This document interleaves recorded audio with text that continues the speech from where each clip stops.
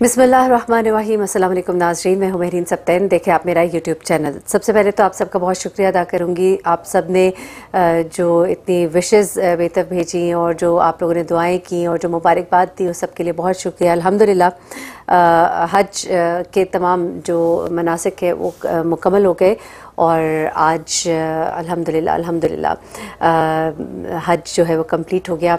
और बस अल्लाह ताला से दुआ है कि अल्लाह पाक इस हज को कायम रखने की तौफीक अता फरमाए और किसी भी गलती लग़्ज़िश से मज़ीद बचाए। अल्लाह ताला हमें उस तरह से इसको निभाने की तौफीक दे जिस तरह के इसको निभाने का हक़ है।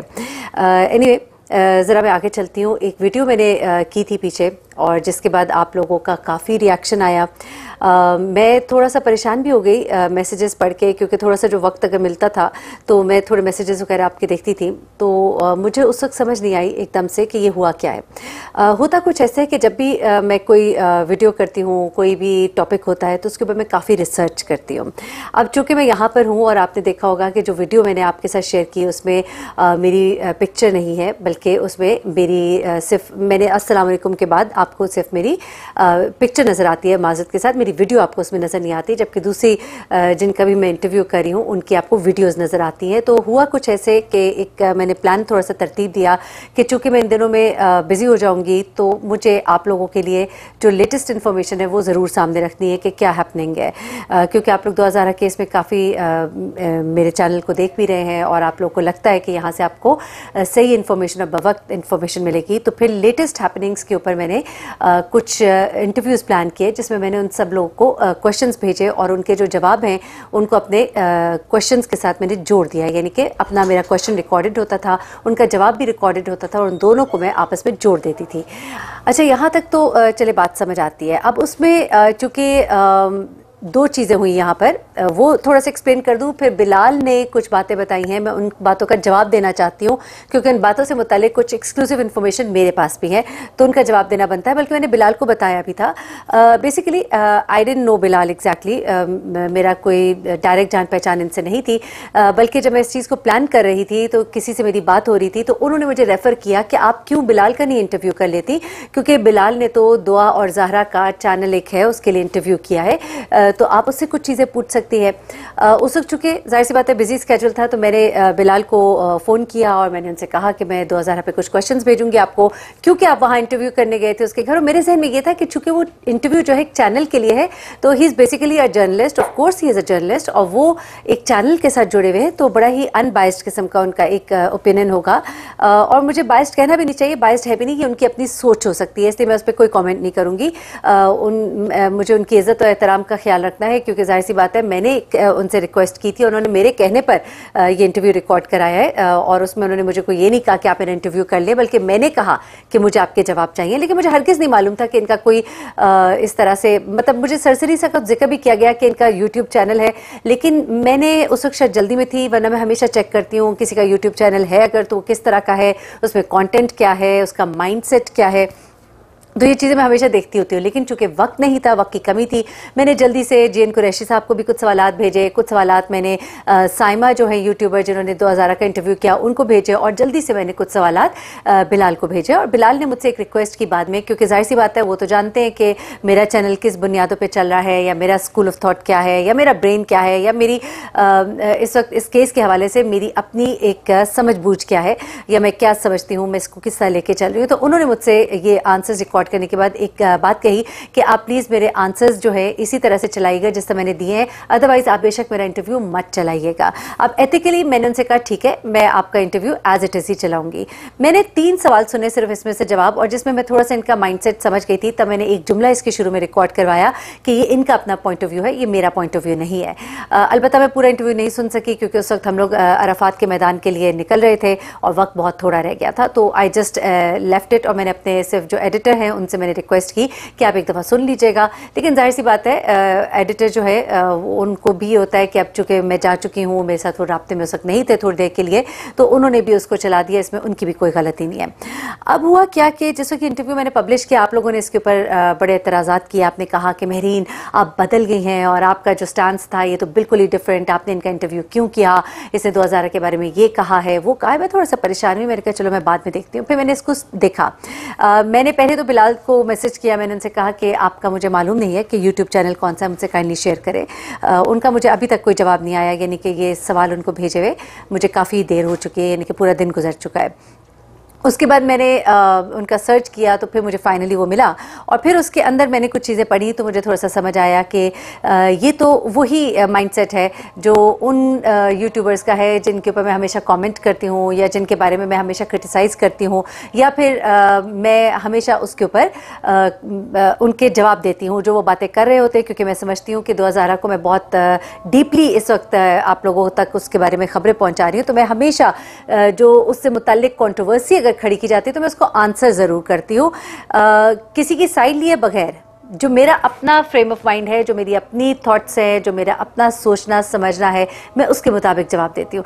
तो फिर मुझे अंदाज़ा हुआ कि ये तो वाकई कुछ इस तरह से हो गया। मैं आपको बड़ा खुल के बता रही हूँ, आमतौर पर लोग इस तरह की गलती कह लीजिए या जो भी कहिए उसको एडमिट नहीं करते, लेकिन ये एक हो जाता है ना, कभी कभी इंसान से ऐसी गलती हो जाती है और आप इससे सीखते हैं कि आइंदा जल्दी में कोई ऐसी चीज़ ना चलाएं, बल्कि आप ना ही चलाएं, बेशक आपका वो ना चले उस दिन कुछ भी, लेकिन आई थिंक कि मुझे इसके ऊपर थोड़ा सा वर्किंग करनी चाहिए थी। लेकिन अगेन आई वुड से कि इसमें बिलाल की कोई गलती नहीं है, क्योंकि मैंने रिक्वेस्ट की थी, और it would be very unethical अगर मैंने यहाँ पे ये बात कही कि जी बिलाल जो है उसने यूं कहा या ये कहा। नहीं, अब मैं कुछ सवाल जो खड़े किए थे मैंने वहाँ पर और जिनके जवाब दिए थे बिलाल ने, चूँकि अगर देखिए अगर लाइव इंटरव्यू होता है उसमें ऐसा होता है कि मैं भी साथ मौजूद होती हूँ, वो भी होते हैं, अगर वो कोई बात करते हैं तो मैं देयर एंड देन उसको काउंटर कर सकती हूँ, उसका जवाब दे सकती हूँ। जवाब सवाल आगे पीछे साथ साथ चलते हैं, लेकिन अब चूंकि मैं वहाँ मौजूद नहीं थी, रिकॉर्डेड क्वेश्चंस दिए थे तो उनके जवाबात मैं नहीं दे सकी, तो उन चीज़ों को मैं ज़रा सा क्लियर करना चाहती हूँ। तो यकीनन वो लोग जिनके जहनों में बहुत से सवालात थे और जो बड़े परेशान थे कि ये मेरी ने इतना बड़ा यू टर्न ले लिया, तो जी कोई यू टर्न नहीं लिया, ये एक थोड़ा सा आप समझ लीजिए कि कोताही हुई क्योंकि मैं बिजी थी, और आप समझ ही सकते होंगे इस बात को। अब ज़रा मैं आ जाती हूँ कुछ चीज़ें जो बिलाल ने कही हैं, उन चीज़ों को भी काउंटर करना मेरे लिए ज़रूरी है, क्योंकि मैं तो उन तमाम यूट्यूबर्स को काउंटर करती हूँ और उनके जवाब देती हूँ जो इस केस के ऊपर अगर मुझे लगता है मिस इन्फॉर्मेशन फैलाए या फिर कोई ऐसी बात करे जिससे मैं एग्री नहीं करती, तो मैं उसको जवाब देती हूँ। तो मैं इनको मिस इन्फॉर्मेशन, तो जो मेरा इंटरव्यू था उसमें तो मुझे नहीं लगता मैंने दोबारा से सुना है, लेकिन जो उन्होंने चीज़ें कोट की हैं उनका कुछ जवाब ज़रूर बनता है, कुछ हकीकतें हैं, कुछ हकायक हैं जो मैं आपके सामने लाना चाहती हूँ।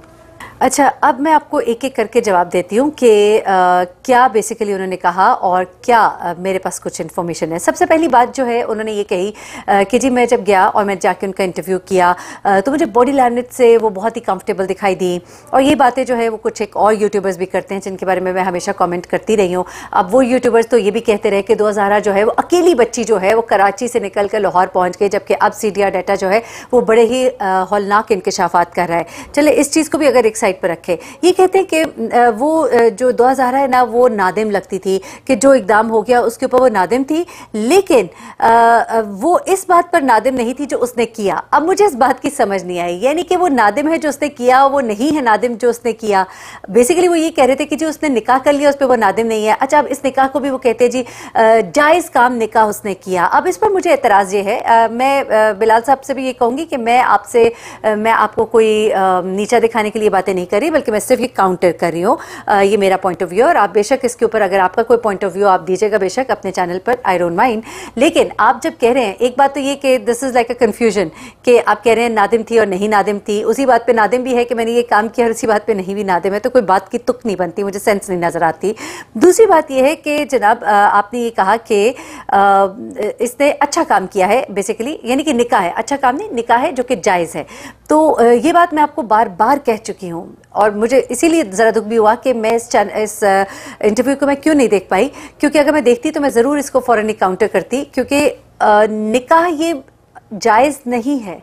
इसको उलमा मुत्तफ़िक़ा तौर पर अहले सुन्नत अहले तशरीह कह चुके हैं कि जो वली के बगैर निकाह है वो जायज़ नहीं है। और जहाँ पर आप हज़रत आयशा रज़ी अल्लाह का जिक्र करते हैं तो वहाँ पर आप हमेशा ये कहते हैं कि वहाँ वली उनके मौजूद थे, उन्होंने खुद जाके शादी नहीं कर ली थी। खुदा के लिए इस बात को समझिए। JN कुरैशी साहब का एक इंटरव्यू मैंने आपके साथ शेयर किया, उसमें उन्होंने बड़े अच्छे से इन बातों को समझाया और बताया कि किस तरह आमिर लियाकत के बारे में अगर आप बात करते हैं कि आमिर लियाकत ने छोटी लड़की से शादी की, तो पहली बात तो ये है कि वो छोटी लड़की नहीं है, वो 18 साल की है, ठीक है। और फिर आप उन चीज़ों को कन्फ्यूज़ मत कीजिए, यहाँ पर मामला ही कुछ और है, आप इसको इन चीज़ों के साथ जोड़ नहीं सकते। अच्छा, फिर उसके बाद उन्होंने दूसरी बात ये की कि जी दुआ ज़हरा को तो यहाँ पे भी नूडल्स मिलते हैं, वो तो अपने घर में भी नूडल्स खाती थी। यानी कि आप ये बताना चाह रहे हैं कि वहाँ बड़े अच्छे हाल में रह रही है। अच्छा, उन्होंने ये भी कहा कि हाँ गो घर के हालात इतने अच्छे नहीं है, उस तरह के नहीं है, लेकिन वो वहाँ पे पुरसकून नज़र आती है। और फिर उसके बाद तो कहते हैं कि जी वो वहाँ पर भी नूडल्स खाती है। इस बात का तो मतलब वही है ना कि आप ये कहिए कि बेसिकली ज़हीर ने दुआ को अपने जाल में फंसा लिया हुआ है। बेसिकली ज़हीर एंड गैंग जो चाहता था कि हम लोगों को ये दिखा सके कि दुआ जो है वो बड़े अच्छे से रहती है, आपने उसी बात को इंडोर्स किया। वो तो ये चाहते हैं, लोगों को मीडिया वाले आते हैं तो थैलों के अंदर डाल के नूडल्स और चॉकलेट्स और ये वो लेकर जाते हैं ताकि सारी दुनिया देखे, सबको यही बताते हैं। वहाँ सामने भी यही चीज़ें रखी हुई हैं, जो रिपोर्टर्स हैं उनको भी बैग खोल खोल के वही कुछ दिखाया जाता है। तो जनाब ये तो सारा उनका जाल है। असल मकसद उनका ये था कि लड़की को उन्होंने बेचना था, लेकिन उससे पहले कि वो बेचते दुआ के वालिद खड़े हुए, स्टैंड लिया, और उसके बाद क्या हुआ वो सब आपके सामने है। वो ये हुआ जनाब कि अब ये लोग ये काम तो नहीं कर सकते थे, अब अपनी जान के लाले पड़ गए। अब उनको अपनी जान बचानी है, क्योंकि अगर तो क्या बल्कि डेफिनेटली बच्चे की मेडिकल एज जो है वो बिलो एज आती है, और उसके बाद ज़हीर के ऊपर जो शिकें लगती हैं और जो कुछ सज़ा उसको हो सकती है उसके बारे में तो ये सोच भी नहीं सकते। और जिस तरह से दुआ ने इसको बचाने की, या बल्कि कहिए कि ज़हीर एंड गैंग ने अपने आप को बचाने के लिए दुआ की ज़ुबान में, मुंह में जो बात डाली है उसके मुताबिक दुआ वहाँ से खुद आई है। लेकिन अब जब सीडिया डाटा कुछ और बताता है तो ऐसे में अब इनके लिए ख़तरात और ज़्यादा बढ़ गए। अब आगे चलते हैं। उसके बाद उसने कहा कि जनाब जो भी वीडियोस है, अच्छा मैंने उनसे एक सवाल किया था कि जनाब ये जो इंटरव्यूज़ किए जा रहे हैं मुख्तलिफ चैनल्स के ऊपर, उसके ऊपर आप क्या कहते हैं। तो उसने कहा कि देखिए जी, सबसे पहली बात तो ये है कि दुआ की वीडियो मैंने या किसी और ने तो नहीं रिलीज़ की, बल्कि सबसे पहले दुआ की वीडियो रिलीज़ करने वाले खुद उसके वालिद थे, उसके घर वाले थे, उसकी बहन की, उसके घर वालों की वीडियोज़ उसके वालिद ने रिलीज़ की। तो इसमें अब क्या बुराई है जब कोई और वीडियोज़ जो है उनकी बना रहा है। तो इस पर मैं उनको ये जवाब दूंगी कि देखें, वो एक पार्टी है जो मजलूम है, उन्होंने अपनी बेटी का केस पुट अप करना था। उन्होंने इस चीज़ को जब देखा कि पुलिस जो है उस वक्त सीरियस नहीं ले रही, तो उन्होंने सोशल मीडिया का सहारा लिया, और इसी सोशल मीडिया के सहारे की वजह से उनका केस जो है वो उठा और फिर वो चीज़ आगे बढ़ी और कामयाबी की तरफ गई। तो सोशल मीडिया का सहारा लेने के लिए उनको वो वीडियोस, वो चीज़ें शेयर करनी पड़ी, वरना किसी को नहीं शौक कि अपनी इज्जत का यूं तमाशा बनाए या फिर यूं खड़े होकर लोगों को मौका दे के वो कोई बात करे। ये उनके लिए बहुत बड़ा इम्तिहान, बहुत बड़ी आजमाइश है। तो मुझे बड़ा दुख हुआ जो आपने ये बात कही कि वो खुद वीडियोस रिलीज़ कर रहे थे, तो वो कोई खुशी से नहीं कर रहे थे, उनका कोई व्लॉगिंग चैनल नहीं है या वो कोई अपना लाइफस्टाइल नहीं बैठकर दिखा रहे होते। वो एक ऐसे कॉज के लिए। आपने कभी उसके बाप की आंखों में आंसू देखे? आपने मेहदी अली काज़मी की हालत देखी है कभी? मैं समझती हूँ कि बड़ी माजरत बिलाल साहब, आप खुद कहेंगे कि मैं तो आपके चैनल पे खुद से नहीं आया था, लेकिन मैं चूँकि आपका चैनल नहीं देख पाई, ये मेरी कोताही है। लेकिन मैं ये ज़रूर कहूँगी कि आप कभी उस वालिद की आंखों में देखिएगा। जो साहिब औलाद हो वो इस दुख को ज़रूर समझ सकते हैं। अगली बात जो उन्होंने ये कहा, जब मैंने ये सवाल किया कि जनाब समा ने ये ठीक किया कि गलत किया, अच्छा इस पे तो उन्होंने ये जवाब दे दिया। समा पे ये चैनल एक चलाया गया था, प्रोग्राम चलाया गया था इनका, और उसमें दोनों को दिखाया गया जिसमें उसने कहा कि जी मैं तो खुदकुशी कर लूँगी, पता नहीं क्या क्या जो कुछ भी।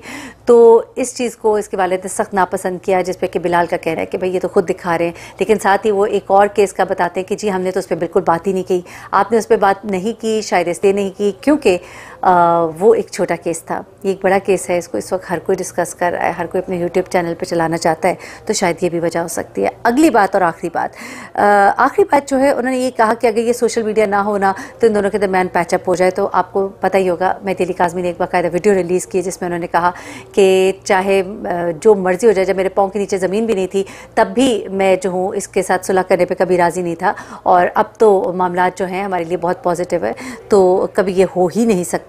तो कहते हैं कि फिर दुआ जो है वो खुद अपने माँ बाप के साथ पैचअप कर लेगी। मैं कहती हूँ दुआ इतनी समझदार होती तो क्या बात थी, दुआ बच्ची थी, मासूम थी, और उसको वर्गलाया गया।